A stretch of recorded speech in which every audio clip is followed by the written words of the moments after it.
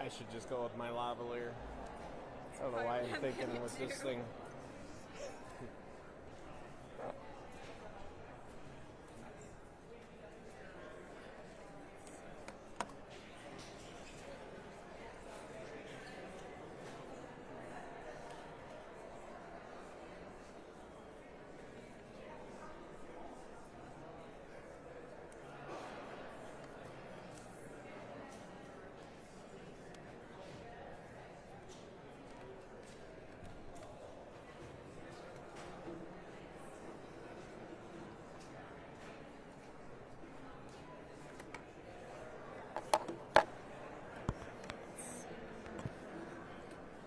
I was just going to put mine up top there. Yeah, I clipped mine over here. Kind of looks like a bit. You can clip yours onto the wire too. The trick will be figuring out where to kind of. I mean, You think it's fine? yeah, I'm going to keep my up there.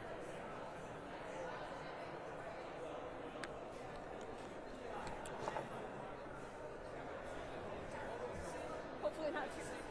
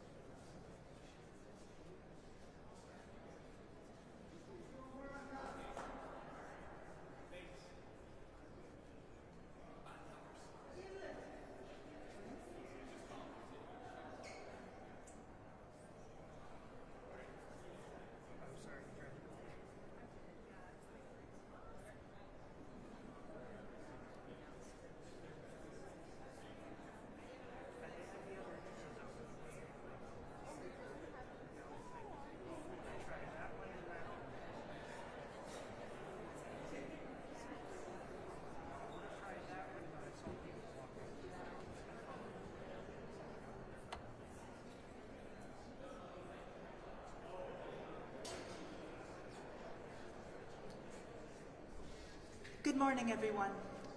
Please come forward, fill in the seats if you wish. So excited to have you all here today.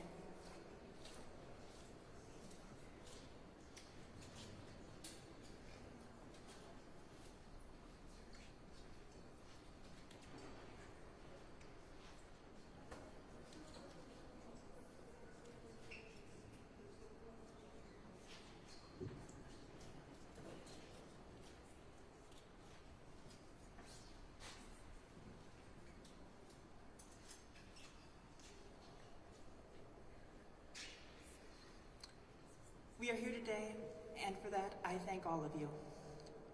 Here today we have members of the Minnesota State Legislature's Queer Caucus, whose accomplishments we will hear more of.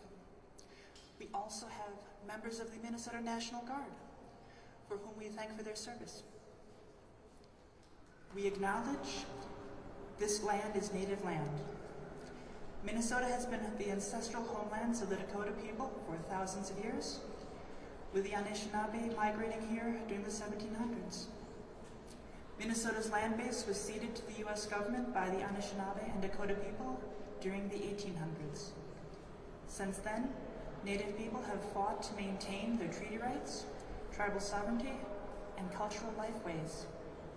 And despite the barbaric practices employed by early settlers, the state of Minnesota and the U.S. government, Native people survived. They are not relics of the past. They are still here. We recognize colonialism is a current, ongoing process, and we choose to be mindful of our present participation and work to do better. We honor the history of this land, the Native people who were here before us and who are still here today. We acknowledge the location of the state capital stands on the land of the Dakota and the Anishinaabe people.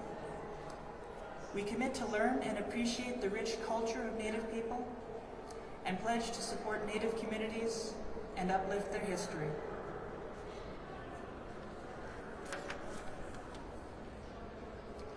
On Transgender Day of Remembrance, we recall those we have lost to transphobic violence. We are here, asking of this space the impossible task of containing our grief, our sorrow and righteous anger. We live in a world where trans bodies are battleground, hollowed by attacks both personal and political, all for the trespass and transgression of simply being, of daring to embody a different way to live this thing we call life. We are here. As a trans person, it is a truth and a revolutionary act to declare our existence, to declare that we have always existed and that we always will exist. And there is a profound beauty in our existence that people are not cast in immutable metals, and we can, at any age, discover our true selves. This act of transition should be celebrated for the joyous revelation it is. But for our existence, our act of simply living our lives as ourselves, we are targeted. Since transitioning, I find myself invited to more memorials for our trans siblings. Those lives taken both around the country and as close as my own neighborhood.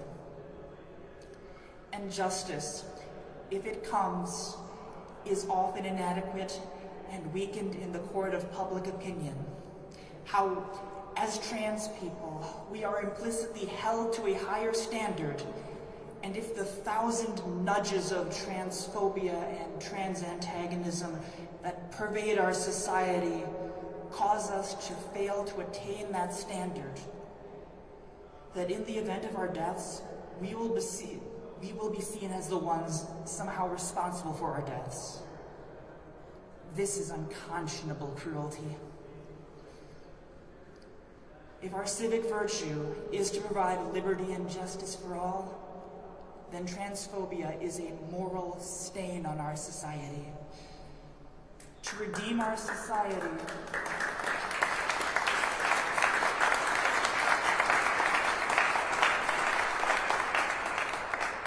To redeem our society, our ask is, by comparison, meager. We ask simply for allies who support and understand our existence and who will work tirelessly towards our inclusion. And I have the pleasure of introducing to the stage one such powerful ally. Lieutenant Governor Peggy Flanagan is Minnesota's 50th Lieutenant Governor, a member of the White Earth Band of Ojibwe, and currently the country's highest-ranking Native woman elected to executive office. Please join me in welcoming to the stage Lieutenant Governor Peggy Flanagan.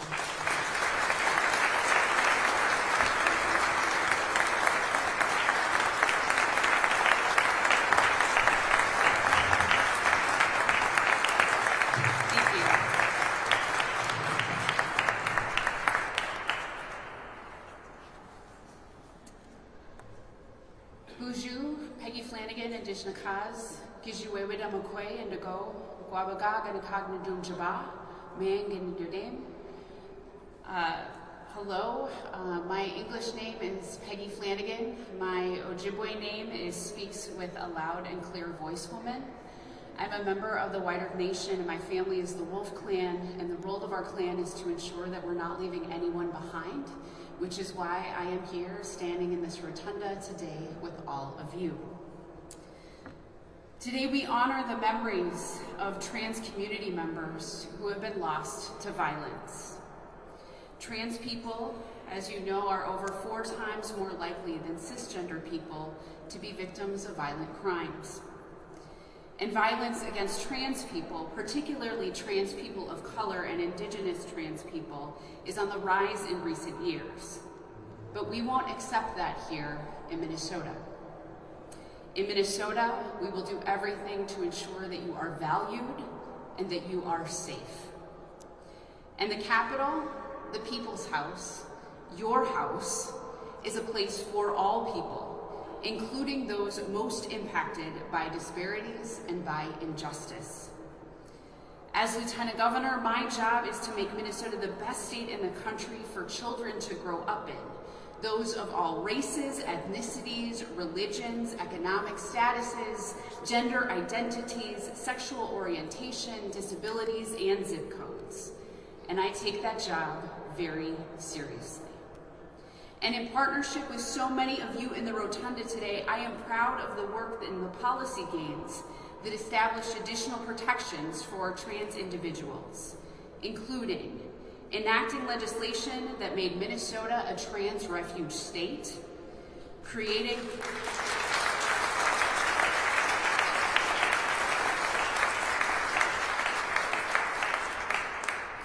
the state of Minnesota's LBGTQIA2S Council, passing the you can keep clapping, y'all, we did a lot.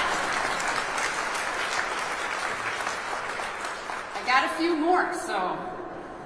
Passing the Take Pride Act that amended the Human Rights Act to remove outdated language and clearly protect gender identity.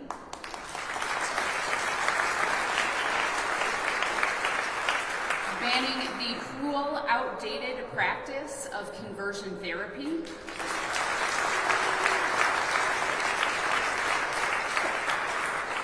Codifying a ban on the LGBTQ panic defense.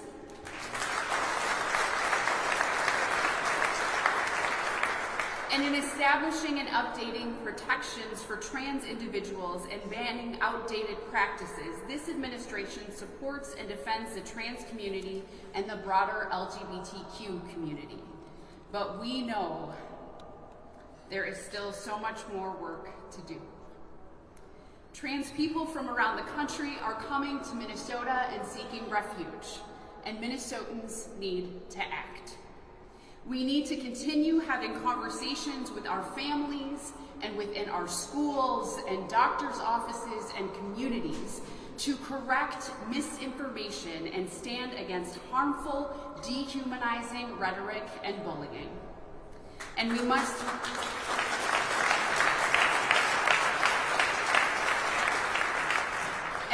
continue putting protections in place efforts that will protect everyone from our trans elders all the way down to trans and gender expansive children. And our trans children will grow up to be the doctors and teachers and judges and artists and activists and parents and leaders that our state needs.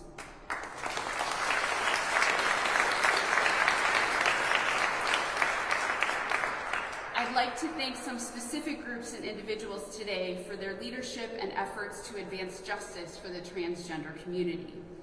First and foremost, I wanted to thank all of the speakers that you'll hear from today. And on a day when we honor the lives lost to violence, and particularly in the midst of everything that is going on around us right now, it takes courage and a great deal of emotional energy to speak publicly. So thank you to MNclusive members. This is the Employee Resource Group of Minnesota State employees. Thank you to the Council on LBGTQIA2S Minnesotans for all the work that y'all are doing to ensure the health and wellness and inclusion of LGBTQIA2S people in Minnesota so that they are always represented in decision making. I also want to thank Chief Judge Jenny Starr from the Office of Administrative Hearings, Minnesota Housing Commissioner Jennifer Ho, and these two incredible leaders provide an example of executive sponsorship in the MNclusive Employee Resource Group and are with us in the rotunda today.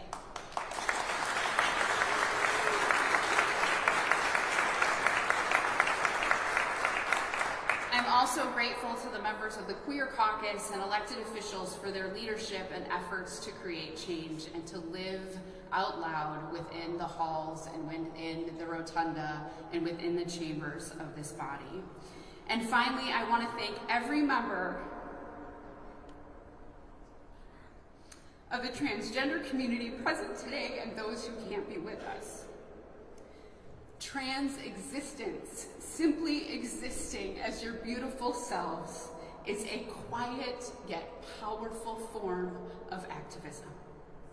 We need your voices, we need your leadership, and we need your presence in our communities, because without you, we are not whole. We want you here, and we will continue partnering with you to ensure that Minnesota is a place where everyone can thrive.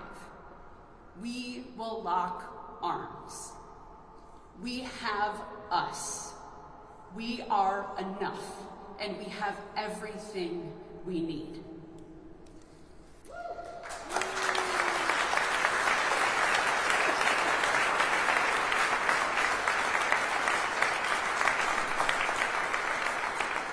And that is where I will end today, by looking towards the future, because it may be hard to see, but there is a light, and we will get there together.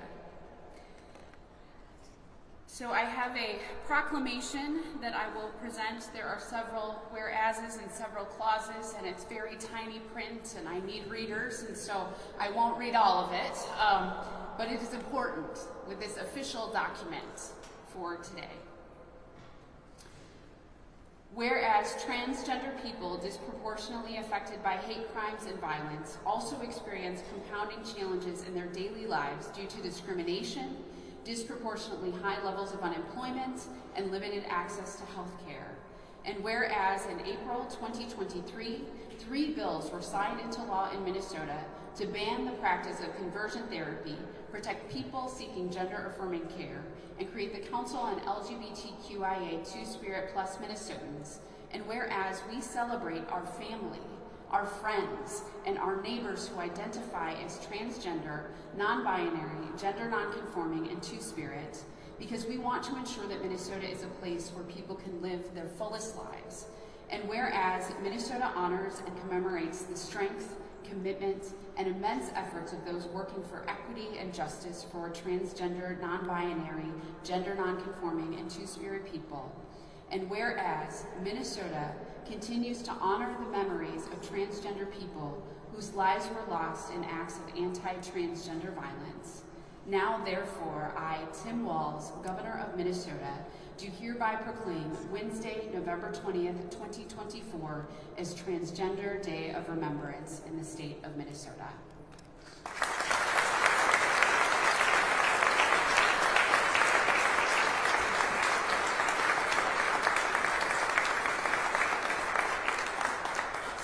Miigwech for being here, for your presence, and please know that Governor Walz and I will continue to do everything that we can in partnership with all of you. Thank you.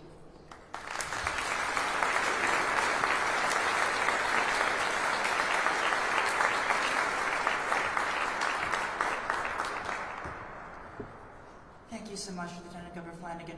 Miigwech. Thank you also, Kestrel Baker, who is the co-chair of the State of Minnesota's MNclusive Employee Resource Group. Coming now to the stage are two members of the Council of LBGTQIA2S Minnesotans, Emma McBride and Theo Cascio, who are respectively the Executive Director and a member. Emma and Theo, please.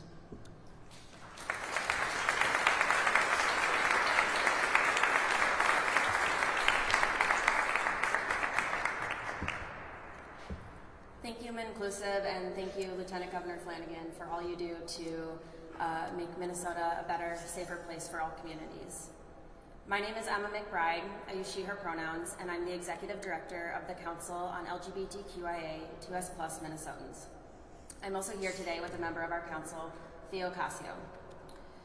The council is a state agency that was created in 2023 to serve as a bridge between community and government and to provide recommendations for LGBTQIA2S+ equity to the legislature, governor, and other state agencies. Today we gather not just in mourning, but in love and memory of the people we've lost to anti-trans violence. Trans Day of Remembrance is a time to honor those lives, to hold space for our grief, and to reflect on the deeper causes of this violence. It's about acknowledging the systems that have enabled these tragedies, and it's about what we, together, are doing to end it. We must be clear, the violence against trans people, especially Black and brown trans women, is not a series of random occurrences. It's rooted in a history of structural oppression. Our government institutions have played a role, and they still do. We've seen time and time again that trans lives and identities are up for debate, whether that's in courtrooms, at school board meetings, or on the legislative floor. And this has sent a dangerous message to society that trans lives are somehow less worthy of protection, and that trans joy is something to be legislated out of existence. The Council on LGBTQIA2S+ Minnesotans is proof that change is possible. We exist to challenge these harmful systems and to advocate at the highest levels of state government to ensure our state protects trans lives with the same care and urgency that it does any other life. And Minnesota has long been a leader in LGBTQIA2S+ equity and has made huge strides. The Trans Refuge Law passed in 2023 was a beacon of hope, not just for Minnesotans, but so many across the country. But as much as we celebrate that progress, we must also confront the truth that safety is not a universal reality for all trans and gender-expansive people here in Minnesota. Savannah Ryan Williams was not safe here. Jess and Dahlia, who were recently attacked at a light rail station, were not safe here. Safety for trans people means more than legal protections. It means accessible health care, it means affordable housing, it means good-paying jobs and welcoming schools and communities, and it means the ability to take public transit without fear. To create a true sanctuary, we have to dismantle the systems that perpetuate violence and build new ones that affirm the fullness of trans humanity. And in Minnesota, we have a responsibility to lead, not just in words, but in actions. So today, as we remember those that we've lost, we also recommit ourselves to this fight. And I assure you, the Council on LGBTQIA2S+ Minnesotans has the fight for trans rights and lives at the very heart of its mission. We are committed to centering trans voices, addressing systemic inequities, and building a future where trans Minnesotans are celebrated, protected, and empowered. Our commitment to this is unwavering, and our fight for justice is urgent. To my trans siblings, to the Black and brown trans women who have always been at the forefront of this fight, we see you and honor you. And we will continue to fight for a world where you are safe, loved, and free to be exactly who you are. We owe that to those we've lost, and we owe it to our communities. The fight continues, and we are in it together. Thank you.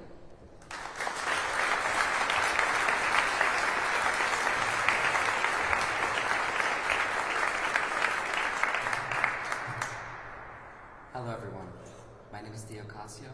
I use he, him, and they, them pronouns, and I am a council member on LBGTQIA2S Minnesotans.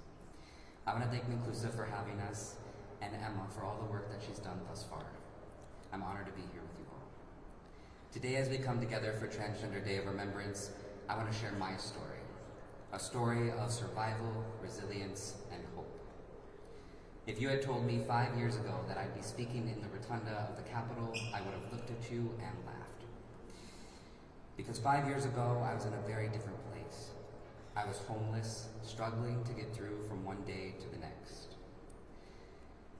I was carrying the weight and stigma of being a person of color and queer, facing constant oppression at every turn and rarely feeling seen for who I am. The isolation and constant need to defend my right to simply be was exhausting. Growing up, I knew what it was to be marginalized, to feel that my existence didn't quite fit into society's expectations. People looked at me, but they didn't see me. They saw what they wanted to see, what they thought I should be, without understanding the complexities of my identity or the depths of my struggles. It was as though I had to fight every day to exist, to be visible, to be heard. The world made it clear that it wasn't built with people like me in mind. I was often expected to suppress parts of myself to make others comfortable. So when society constantly tells you you don't belong, it can drive you to a dark place. 5 years ago, I reached the darkest place of them all and attempted to escape that pain by taking my own life. Yet somehow, despite everything, I held on. I chose to persevere even on the days I didn't feel like I had any fight left in me. As I stand here today, I'm not merely surviving, but I'm living and growing. I understand that every part of my story, including every hardship, has brought me to this moment, and what a privilege that is.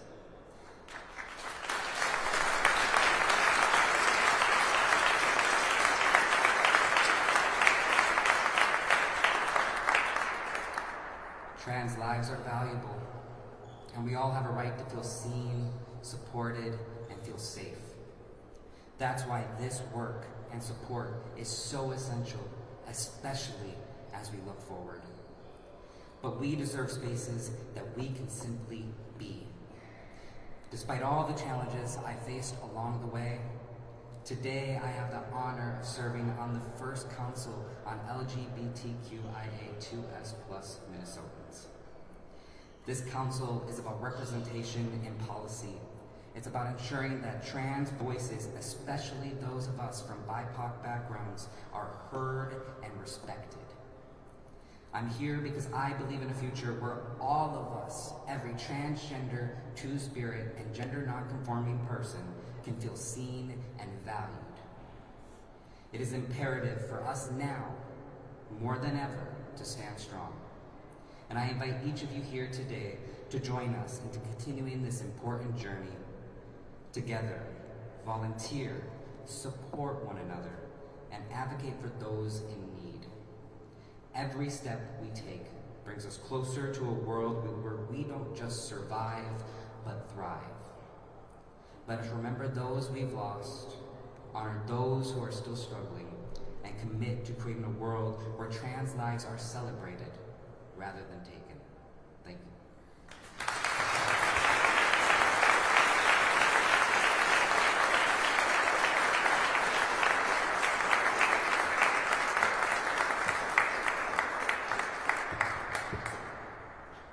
Thank you both so much, Emma and Theo. Please join me in welcoming to the stage our next speaker, the past president of the state of Minnesota's MNclusive Employee Resource Group, Krista Mosing.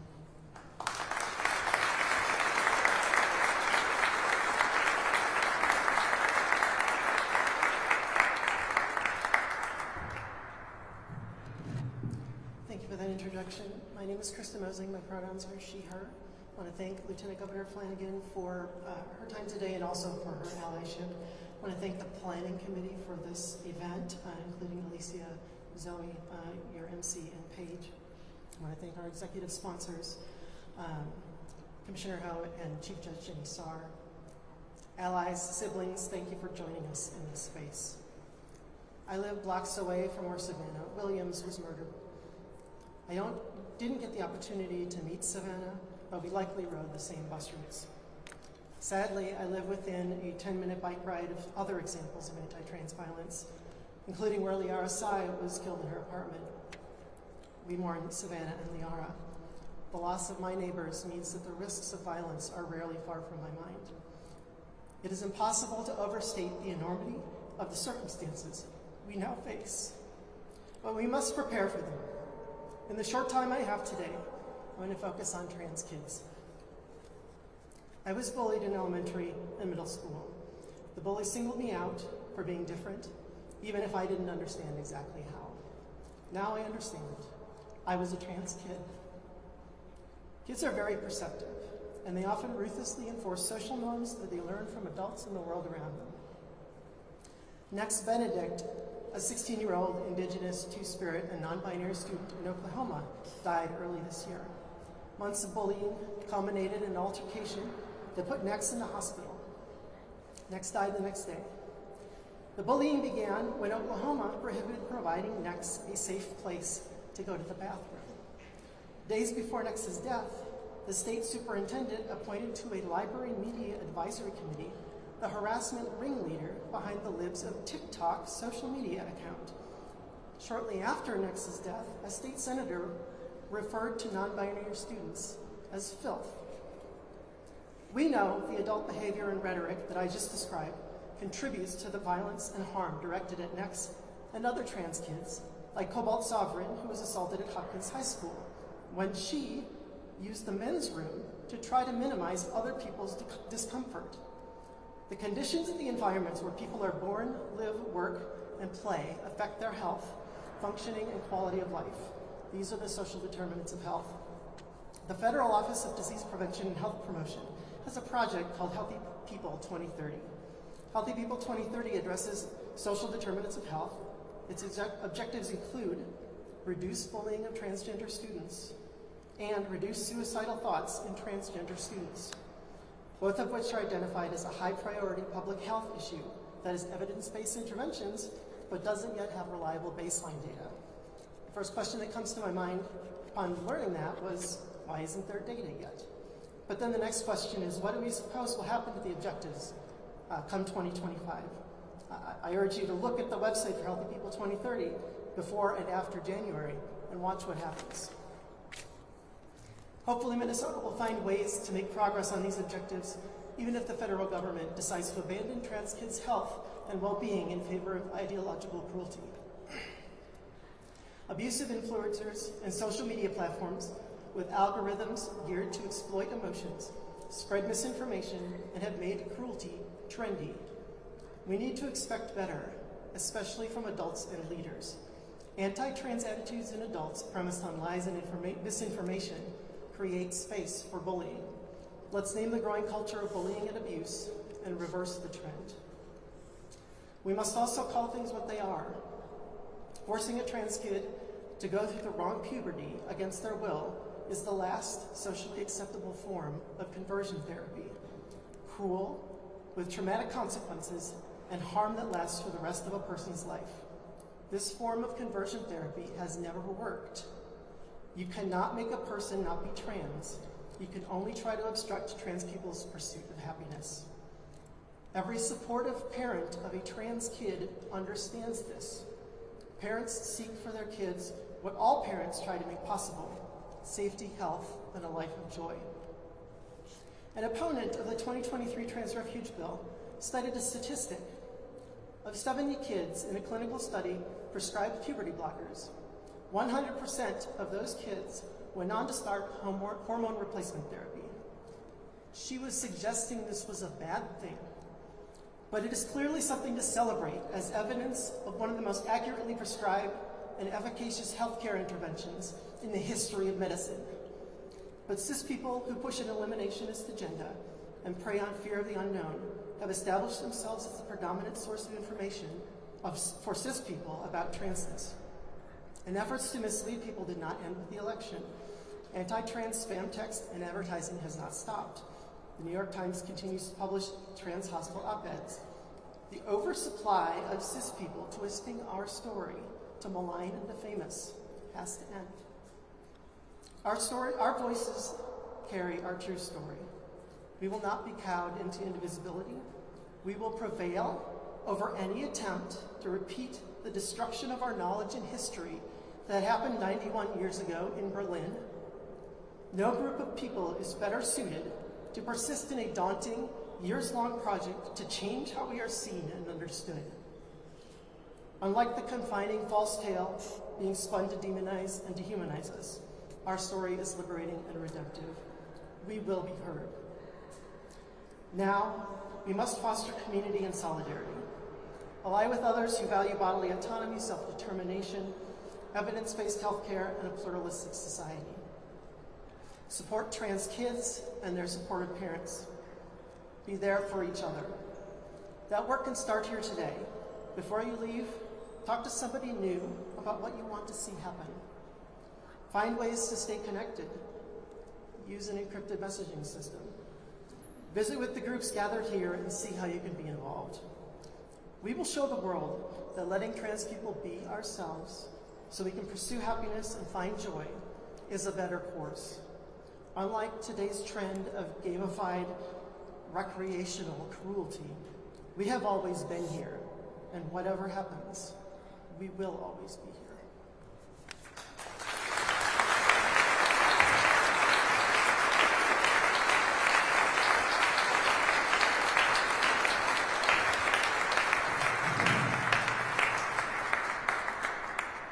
Thank you so much, Krista.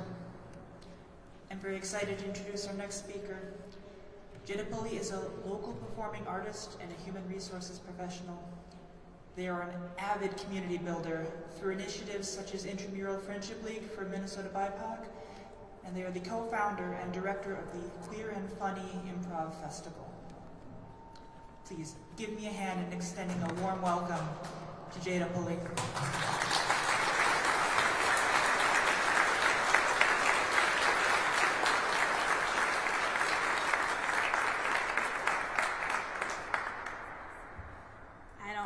Jokes today, sorry. To the soundtrack of screams of protest from up and down the maternity ward, the doctor looked into my soul, then between my legs, and assigned me dead at birth. He promised that he would be back to kill me, though gave me a rope and taught me how to tie the knot myself, in case I grew impatient. Indeed, I grew impatient, but fumbled the instructions, thwarted by spite or love or something, and I'm here. I still carry that rope, twisted and strong and brown like me. I wear it as adornment and reminder and a potential escape. I'm one of the lucky ones. We often feel obliged to talk about our luck. Luck to have shelter, autonomy, any resemblance of biological family, luck to have life at all. After all, the odds are against us. We feel obliged to remind ourselves of how much worse it could be. After all, it could be worse. Remember that it could be worse. Remember those who are not so lucky. Trans people who succumb to injuries from violence sacrifice to uphold a hateful norm, whether from 1,000 sirs and ma'ams that urged a swifter end than suffocation, or from a casual bludgeoning. A life fire snuffed out for simply burning. I can't help but wonder about those flaming trans babies, made soldiers, then angels, ejected from the doctor to be passed around to other systems of control, drafted to a wrong gender, and thrown onto a battlefield of daily living. Before they became lost, had they been in love? Had they felt at home in their own skin? Did they enjoy the rain? Did they wear their rope proudly? One person can't lose a war, can they? War trudges on, awaiting new victims on all sides. Well, less a war than an occupation caused by a preoccupation of genitals as law. We have been made myth and mental illness. Our existence breaks the boxes that cisheads have put themselves into and called God's will. We, however, are our own deities incarnate, blessed with the power of limitless creation that we have turned on ourselves, making us in whatever image we damn well please. But damn well today, I think of the unlucky. And I am a vengeful God, ready to smite those who have declared themselves my enemies, who have turned those trans babies into soldiers, into angels, who decided to give out rope for when they would not bother to directly kill my loved ones. To us deities, I pray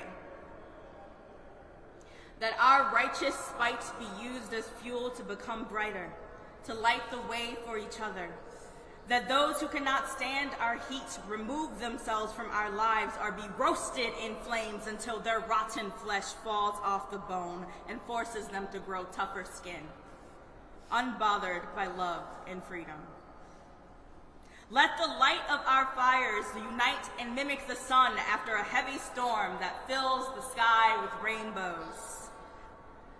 I pray this in our names, our true names, even when others wish we were our dead selves. I still feel the scratchy material around my throat that fails to silence me. I wear it as adornment and reminder that I may be afraid, but I am brave. This rope, a gift of death, will serve me. I will use this rope to climb, to visit those above made ancestors too young. I will weave this rope with others to build a safety net for all. I will choke out space for our grief, our fury, our love, our mediocrity, by any means necessary. May we never settle for less. Thank you.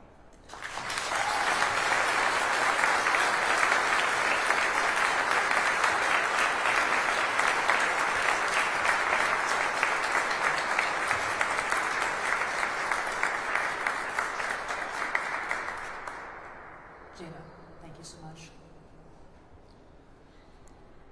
Our final speaker of this program will be Kat Rohn. Kat has served as OutFront's Executive Director since May 2022. Previously, she had more than a decade of development experience in higher education, serving most recently as Senior Development Officer with the University of Minnesota. And also spent that decade fighting for queer people in a number of arenas. Please help me in welcoming to the stage, Kat Rohn.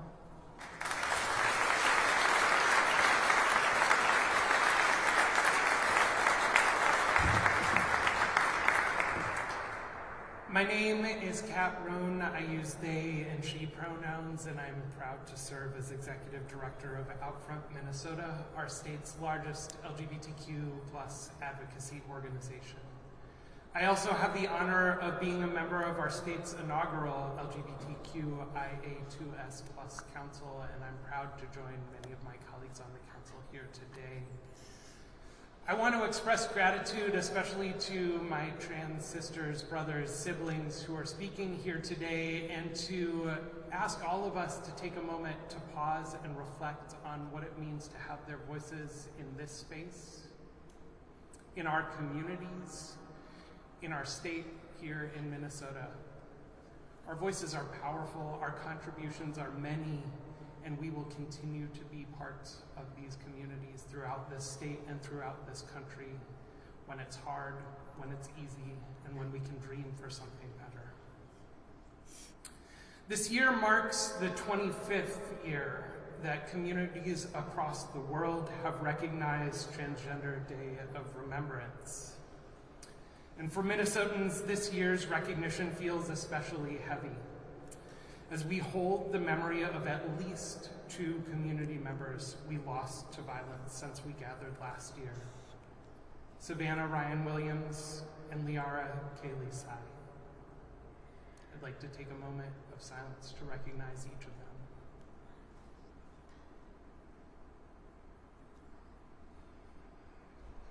I think a lot about the conversations I've had with those who knew them best, family and friends who shared about their generosity and joy and light. So often we think only about the acts of violence that befall members of our community, but our stories are so much more, and our memories are so much more than that, and the work that we carry forward is so much more than just addressing these acts of violence, as urgent as they are. I call on all of us to remember them for their whole selves, not just as victims. Please do that and honor their memory. No one, regardless of identity, should fear violence.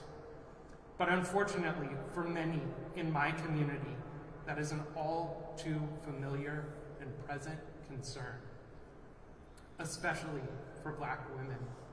Women like Rita Hester, for whom Transgender Day of Remembrance was originally started, whose murder remains to this day unsolved. And for members of our Indigenous communities, folks like Savannah, who often have their violence unsolved, uninvestigated, underreported. They should be here today, not just as memories, not just as names spoken into this rotunda, but as friends, neighbors, relatives, as celebrated members of our community. And I believe it is essential for all of us to recognize the interconnections in the all too pervasive violence our communities face. Here in Minnesota, we should rightly be proud of the many strides we have taken in advancing policies to support 2S LGBTQIA+ communities. It's work that makes our state a destination for many across the country and around the globe. But we should also treat it as a commitment to the work that is still to be done. We must work to ensure that all of us are safe, that all of us can lead the full and long lives we deserve. Each year when I look at the list of names of those we lost and remember on Transgender Day of Remembrance, I'm struck by how many of them are folks younger than I am, who don't get to live the life that I lead. I want to challenge us to imagine a world where every trans person in this state is safe, supported, and celebrated, and to reflect not just on what that would mean for those trans individuals, for those two-spirit individuals, for those gender-expansive individuals, but what that world would look like for all of us, for the safety and support and celebration that we would all receive for who we are if we built that world together. Unfortunately, for many, I know that world likely feels out of reach in our current moment. I hear daily about those who are worried about what the future holds for 2S LGBTQIA+ communities, for our rights, for our access to critical and necessary health care, and for our safety as communities and as individuals. I hear a lot from our youth who are experiencing bullying that has risen daily since the election. And I hear from those who have been victimized by violence.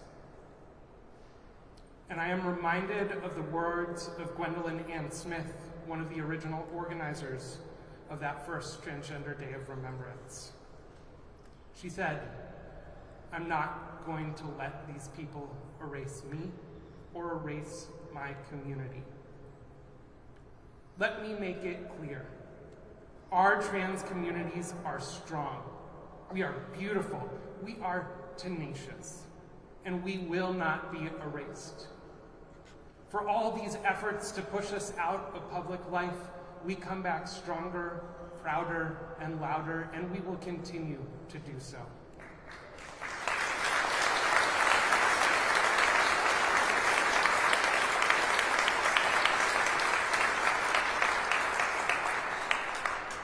But now, more than ever, we need our friends and our allies to reaffirm those same commitments, to draw those lines with us.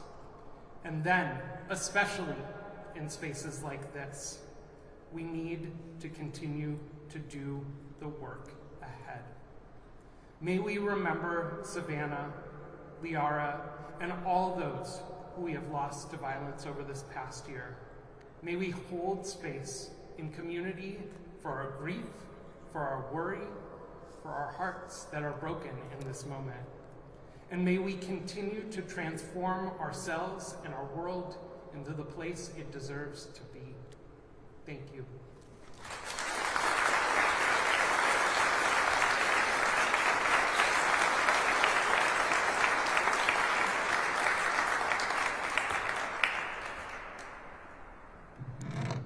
Thank you, Kat. As we stand assembled here today, we remember those taken from us who cannot be here today. In their memory, I ask that you join me now in a moment of silence.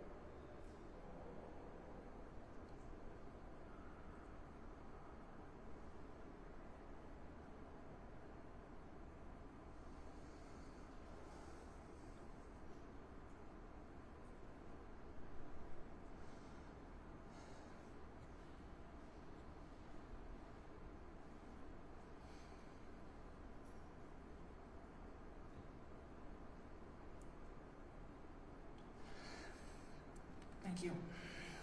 And as we emerge from that silence, I would like to leave you today with a message of hope. But this is hard. We are here. Trans people will exist as long as the human experience exists, because we are one of the manifold manifestations of that human experience we all share. We may have the long arc of the universe bending towards that brighter future where we are all treated as equals, but we are here today. And what can I provide us with today? When I find myself searching for a hope that is making itself hard to be found, I think back to my purpose, and it's the same purpose we all have, and that is to love. To love our beautiful selves as we are and as we wish to be, deeply and without apology. To love our communities, to turn to each other for support, and as communities, to extend that love and support to those who need it most. Hope may be our shield, but that community we build in love will be our rampart, letting us stand together strong, defiant.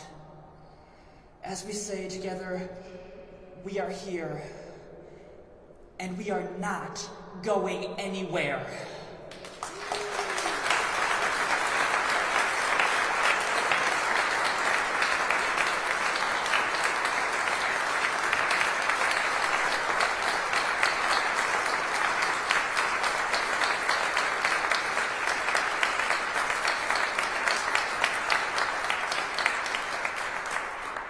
Thank you all so much for being here.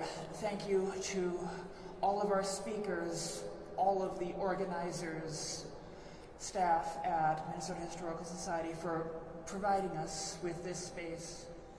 Members of the press, members of the clergy, my mom, members of our armed forces. Thank you all so much for being here. Have a wonderful day.